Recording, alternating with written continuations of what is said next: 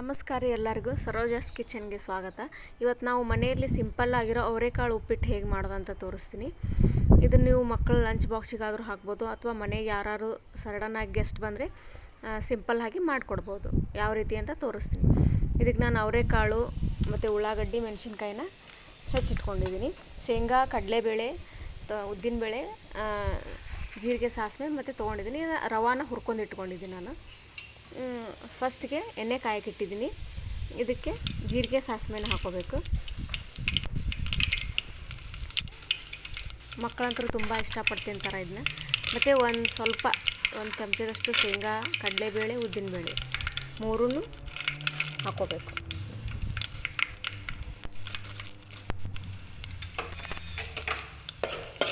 ಸ್ವಲ್ಪ ಕೆಂಪಗಾದ ನಂತರ ಮೊದಲೇ ಹೆಚ್ಚಿಟ್ಕೊಂಡಿರ್ತೀವಲ್ವ ಇನ್ನಷ್ಟು ಹಾಕಿ ಚೆನ್ನಾಗಿ ಫ್ರೈ ಮಾಡಬೇಕು. ಈರುಳ್ಳಿದು ಹಸಿ ವಾಸನೆ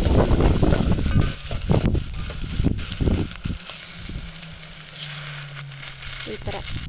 ಆಮೇಲೆ ನೀರು ಹಾಕಿ, ಅಂದರೆ 1 ಗ್ಲಾಸ್ ರವಾಕ್ಕೆ 2 ಗ್ಲಾಸ್ ನೀರು ಹಾಕಬೇಕು. ಸ್ವಲ್ಪ ಉಪ್ಪು, ಸಕ್ಕರೆ ಹಾಕಿ ಅದು ನೀರನ್ನ ಕುದಿಸ್ಬೇಕು ಸರಿಯಾಗಿ. ಈ ಥರ ಕುದಿಬೇಕದು. ಆಮೇಲೆ ರವೆ ಹಾಕಿ ಚೆನ್ನಾಗಿ ಮಿಕ್ಸ್ ಮಾಡಬೇಕು. ಗಂಟು ಇಲ್ಲದೇ ಮಿಕ್ಸ್ ಮಾಡಬೇಕು. ಈ ಥರ ಅದು ಕುದಿಬೇಕು ಸರಿಯಾಗಿ. ಕುದ್ಮೇಲೆ ಒಂದು 10 ನಿಮಿಷ ಮುಚ್ಚಳ ಮುಚ್ಚಿ ಇಡಬೇಕು ಅದನ್ನ.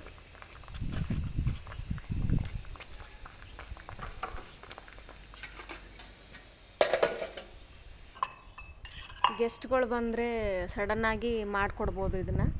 ಮನೆಯಲ್ಲಿ ಅವರೆಕಾಳಿದ್ರೆ ಸಾಕು.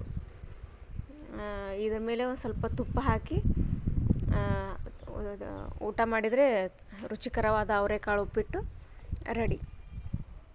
ಪ್ಲೀಸ್ ನಮ್ಮ ಚಾನಲ್ನ ಯಾರು ಸಬ್ಸ್ಕ್ರೈಬ್ ಮಾಡಿಲ್ಲ ಪ್ಲೀಸ್ ಸಬ್ಸ್ಕ್ರೈಬ್ ಮಾಡಿ ಮತ್ತು ಒಂದು ಲೈಕ್ ಕೊಡಿ. Thank you.